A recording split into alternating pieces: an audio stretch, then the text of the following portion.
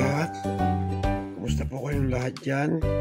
Kami po dito sa Pampanga, halos sa gabi, lubog ang syudad ng San Fernando City.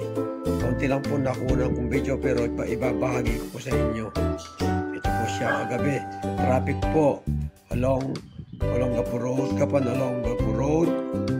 Yung pong sa Bacolor, from Bacolor to San Fernando, hindi po makadaan dahil merong liban sa lubog, meron pang isang truck na nabalahaw, hindi makadaan yung mga sasakyan. Katapos po doon sa intersection ng malapit sa capital town, sa may harapan ng Lelot Bacolod, hanggang pusod ang tubig doon. Tapos po sa pagkalampas doon sa may capital town, sa may McDonald, sa mga ginagawang doon, mga malalaking building.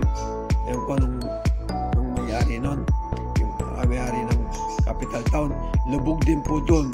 Yung mga nakakadaan lang po yung mga malalaking sasakyan, mga pickup, SUV, pero ito yung mga kotse tsaka tricycle, motor, hindi po makadaan.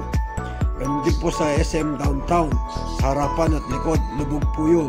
Sa may munisipyo, sa may simbahan, lubog po yan hanggang tuhod, walampas pa doon.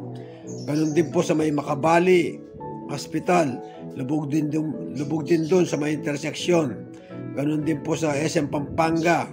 Kaya kagabi po halos lubog po yung lugar ng City of San Fernando, Pampanga.